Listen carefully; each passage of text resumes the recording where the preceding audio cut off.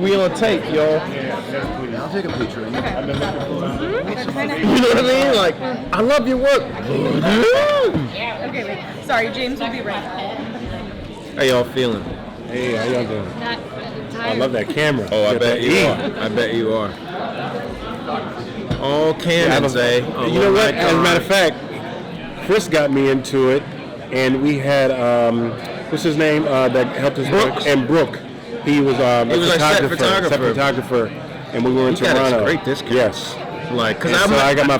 You have cameras. So I was moving from Canon to a smaller form, so I went to a Fuji and a Sony, which I'm like, I should have stayed with Canon. It's a whole other. I'm having whole to different language. I feel like I'm starting all over, but the discounts were fantastic. Yeah. It all works together. It's easy. I've got lenses. Not my daughter can hold one. Yep. And they're great lenses. Oh, yeah. It's great glass. It's Thank you. Yeah, switching was dumb. That was like thousands of dollars. I needed this. You can always go back. Sheesh. Join us. Yeah. And then you I have one of those. I have a Fuji. We have the XT5. You got this bullshit. You like the Nikon. Fujis? I'm just holding my little camera. Yeah, because when you. I'm sorry. You're good. It's the first thing I've had all day. If you like the Canon lens, That's a you whole like the Canon lens. If you like the Nikon lens, you like the Nikon lens.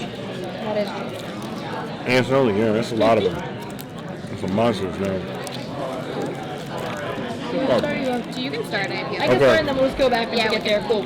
Can I finish? You can finish or you can eat during it. I don't care. We're not going to see the video? Oh, we will. So eat. You go. Okay. We're going to see it. Hold that off and you can be a sponsor. Or not a sponsor. Should we take these all down? No, that's okay. The waters have been up anyway. Okay. These motherfuckers ain't paying me no money. And no one else drank there. Excuse me. Yeah, Coke don't need no advertising. Man, All right. that is so good. Nice nails. Sorry? Nice nails. Oh, thank you. And they're my Halloween nails. Yeah. It's stunning. I was like, I'm waiting to do the vampire nails for the end of the month. So these that's are just fine. like the pumpkin Oh, of nails. course. So to start, I'm asking everyone a fun question because for me, one of the like quintessential horror things that was seared into my brain as a kid was Pennywise in the Drain in the TV movie when he's like looking up at them. So I wanted to know for you guys, what was that horror moment or scene in movies or television that you were just like terrified of, and to this day you kind of can still picture? Actually, I can answer that question. You want me to go No, go first? ahead. Because we were just talking. It's Poltergeist. And it's actually not the steak that's the scariest. It's the skin falling off in the mirror. Because my brain, especially I was at an age where I didn't understand that it wasn't real. So I think that's a thing that's like properly disturbed me. In fact, my friends who get laser treatments and it blisters their face, I said to this day, I can't do. You're not gonna catch me. You're not gonna catch me making myself look like I'm on the Poltergeist. That's proof. So that's it. That's it today. I love that. What is that horror film Insidious? where you Insidious? But no, when you got to be invited in. Remember it was like Let them in? Let them in. Let the right one in. Woo! Let them in. That right there. I was like, you know, as a friend, you're like, yo, don't do that. You know, in the hood, you like, homie, I ain't letting nobody in. Don't let them in. My grandma be like, who are you talking about? It's nighttime. The lights is on. You ain't coming in. But that. Like just to know on the other side of it. Sinners is like that too, where they can't let them. Yeah, like when you cross a certain boundary. That was mine. My turn? Yep. I love these. The early me too. black and white movie, The Thing. Oh. Not John Carpenter's. Yeah. And The Thing was this thing that came from outer space, and it landed in Antarctica, and they were at this research station, and they're just in this hut, and the thing is there, and it's preying around outside, and it's winter the whole time. And I watched it on TV with my big brother in the winter in New England, and the wind was blowing outside, and there was snow drifts, you know, back in the day when we had snow. And there's this one scene where it's like, and the wind is blowing, and they look out and they see this creature. You know, it's James Arness. He's like 6'6", and he's tearing apart these dogs. The dogs are jumping on him. He's like, he rips them apart. I'm like, you know, because it seems so real. that this thing was so big and strong it could rip the dogs apart, and the wind was howling. It scared the crap out of me. I'm not watching that. You gotta watch it in the dark on a black and white television. That's your time. Did we talk about No, Candyman. You don't even. You already said it twice. Yeah. She said it before. Yeah, Candyman. Like, She already relax. said it before. I think I'm about like Yeah. Yeah, I'm like. Sugar Man. I say Sugar Man. Okay, because I'm like, you've already said it twice. We didn't bring it up for a reason. Yeah. You brought 3. Yeah. Let me talk to him. That's what you say. One thing that made me jump as a young adult was in 1975 at Jaws. I saw it at the. Oh, come on. I have a I saw lifelong it. fear I of saw it. sharks. I saw it at the theater. I saw it at the theater, and I was with this very pretty girl, and when that thing first comes out of the water, and you get that big jaw, she went, "Whoa," and she grabbed my arm. And she was really good. I was like, oh my God, this is awesome. And yet I had to try to be brave at the same time. Like when the shark comes up on the side of the boat, I just saw it again. I was like, no, I don't like this. I forgot I don't like this. It's creepy. It wasn't the shark for me as much as it was Mr. What's-His-Face's head that comes out of the bottom of the boat. The guy that comes out of the bottom of the boat. You know what it is too? It's not like you have YouTube or anything where I didn't know sharks. You know what I'm saying? Like unless you went to This was my introduction Exactly. to sharks, just like Gremlins was my introduction. No, absolutely. to The Gremlins. No.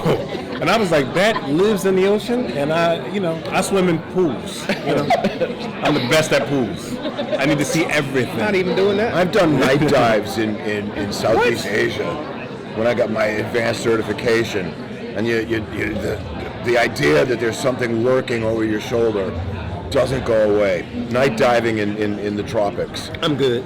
Yeah, me too. Scary. Next time, put it on the little James camera. said- I had to do it to qualify. I've never done it. James since. said, I'm seeking ways to die. I had to do it in order to qualify for the certification. It was an advanced certification that I had to have. Okay. But it was like I don't want to do that again. I got his certification. Okay, this way. Okay. This is my favorite question to be asking right now. We're living through a current black horror renaissance at the current moment. And with It Welcome to Derry, I think this is going to be a huge moment for every student of the new school of black horror, but also this is a great moment for Gateway, for people to get to know the genre. And because horror is under such an extremely magnified lens right now, it's really important to portray different representations accurately because people are paying attention. So I'm curious to know, in what ways do your characters exude black excellence? How much of that came in your preparation, and how much of that came to you while you were in the moment on set? I'm a Morehouse man. I went to Morehouse. They taught me black excellence. I mean, at Morehouse, we had a Crown Forum that was on every Thursday where they would bring in different presidents, leaders throughout the world just to talk to us. And so, let's be very clear, most of us weren't paying attention at that time because we were young. But the little bit that we learned, it was second to none. I mean, I had never known that black people could be from the Bahamas and Africa and different parts. And I remember my first teacher was like, I don't believe in God. I don't believe in anything y'all talking about. He was like, and it's not my job to agree with you. My job is to challenge you and give you perspectives that you might not have heard before. And so it really cultivated within me, and I had to learn how to define myself for myself. Not just what black excellence meant, but what does that mean for you? Because I think it's important to know intimately how you define yourself or how you see yourself before somebody called society starts to define it for you. And at least you could push that back, right? And so even my name, Stefan, I had to find out what that meant for me. And I do believe that Andy, Barbara, Jason, and Brad gave us the space because they don't understand our experience to make sure that we brought that experience to the table. And I genuinely believe they chose great actors to do that have pride, that take on a responsibility to know what that is, and to also put that on the line. Because you have to have the courage to put that on the line. And I do believe that all of us do that in some shape or form. Bro, you talk so long. I need to hit about that last part of the question again. I had it. Yeah, but it's not. I started listening. No, yeah. Oh man, I got. She let you do that whole. I know the whole movie on. That's not your friend. I was not going to dare interrupt that. You're quote. okay. All right, now just the last part. In what ways does your character exude Black excellence? How much of that was from your preparation of getting into this time period, and how much of that naturally came out while you were on set? Okay, I'm gonna do one at a time. My character exudes Black excellence because he exists. It's impossible to live. Now, I mean, like you think about now, and this is not political, this is a fact. There was an attack on Black American families. It was tactical, it was governmental, it was societal. So like living, being a human, being a farmer, being a dentist. We love to, I just hate when we're like, oh, you're amazing because you're a superstar. You're amazing because you survived a society that was attempting to kill you at every turn, and you made it to work that day. So like by existing, he exudes Black excellence, but also he has the shine. I get to play Dick Hallorann, so he has the shine. So that's like the big answer. But my for real answer is he's living in America and not so completely devastated by hate. Do I get to talk on that too? Yeah, how does James How do exude I Black exude Black excellence? excellence? Yeah, Well, because Derry. I insist on excellence. My character is a lieutenant general in the United States Air Force at a time when the armed forces of America had been recently desegregated, and he had been in a segregated army, and now he's in an integrated army. And the guys that I rely on most, as my excellent soldiers, are a couple of Black guys, namely this guy whom I can't do anything without, and Major Hallorann, who is a man without fear. So in demanding excellence from them, and not because they're Black, they happen to be Black, I believe that forces them to rise to the occasion. So that's my answer. Forces who to rise to the occasion? You, sir. The soul? Man, I don't give a shit about him. Yes, you do. I don't know. This is the part of the show. It's like the arrogance of a colonel or a general. I'm sorry, the arrogance of a general. The arrogance of a general does not. It's like I fear him, but I'm not following him. He has entrapped me, and I cannot escape and get my freedom without him. You want your freedom. Okay, So you're willing to play. now he sounds like a liberated man. You want your freedom? You're willing to play. Come on, y'all heard it. Whether he heard it or not, I heard it. I thought I gave a good answer. it was a good answer. It's just my character. You don't have to agree with it. My character Just like his is wife, not perception. following you. He is obligated to you because you're significantly more powerful than him. It's the color of the uniform in this case. Yeah. Well, It's not the color of one's skin.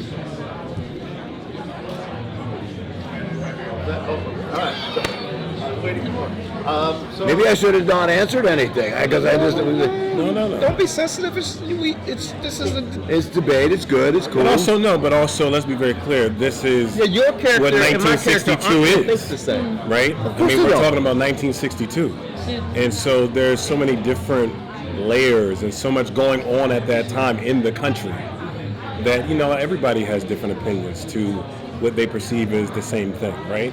So I think it all works. It all exists, and it has to, because otherwise there's no drama.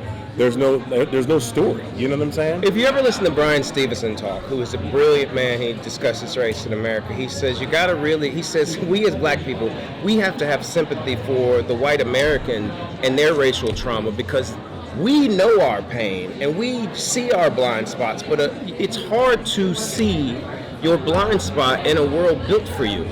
And that's why I actually loved what we're talking about, because your guy does think that. Your guy really does think we're doing it. Yeah, your guy. Yeah. He believes what he's saying, and I believe Dick is like, I'm a Black man in America because I can walk outside and get shot at any moment. Like, I'm not doing anything because I want to. I'm doing everything to survive. Yeah. Well, you kind of got into what I was asking, but you got to the writing, the character, setting it in this time period allows, they're not just paper thin. Characters are not just like, you're the sergeant, you're the general. Yeah, my bad. Well, the number one white guy in America at that time walked out of his house and he got shot in the head in Dallas.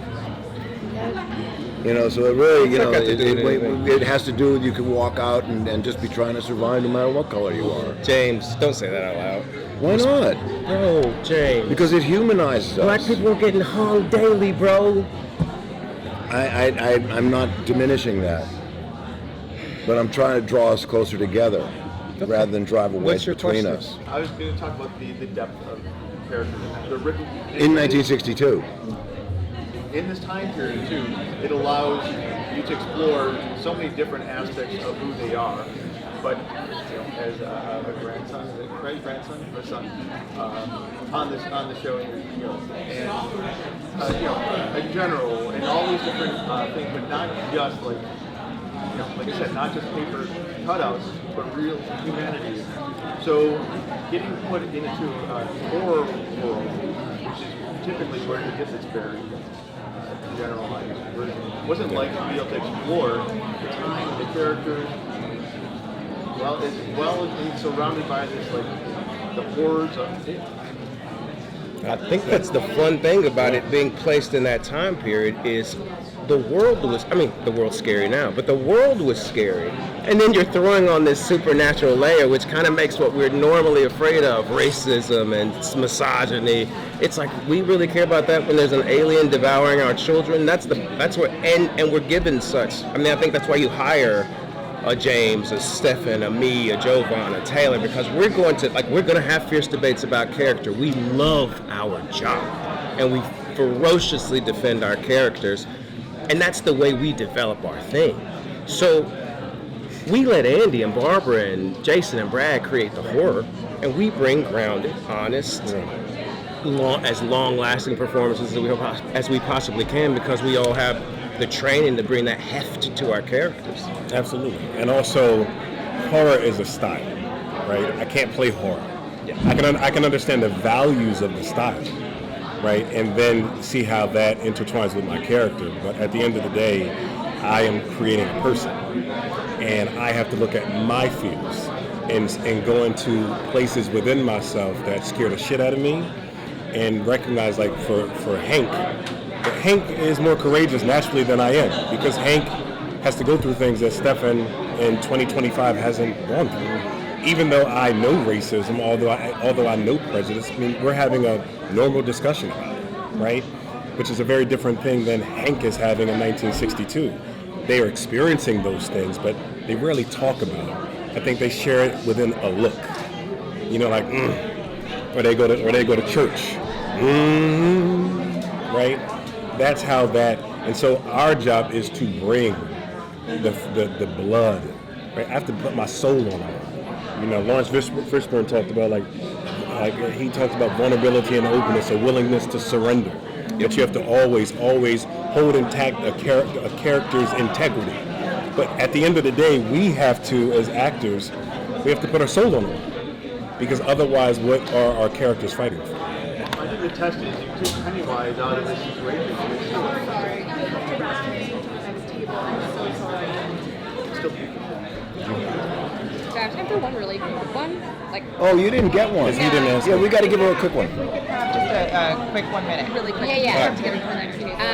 James, you if answer. you've seen, if you've seen the completed episodes, what scene was the scariest to you? And I guess however fast you guys, the scariest visual. The opening scene with the little kid, you know, take me anywhere but here. That's terrifying. Yeah. How about for you both? The birthing. Okay. That is, In the first episode? yeah. Mine is the birth thing, Yes. the Ronnie Grogan Yes. birth. Yeah. Yeah. Yeah. Most terrifying thing I've ever seen in my life. Absolutely. That was good. All right. Thank you. I was like, they should put this Thank you, back. guys. so much. Thank you. You're gonna ask the question first for the next What one. happened? Yeah. Appreciate it. So of course, Yeah, thank you. Holy shit. Great outfit, by the way. Hey, listen. Just a look. I'm going to tell my story. You know what I mean? Thank you so much. Thank you.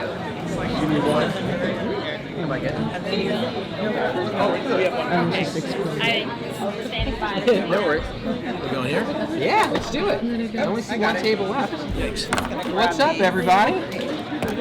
Good. How are you? We're doing well. It's a thrilling day.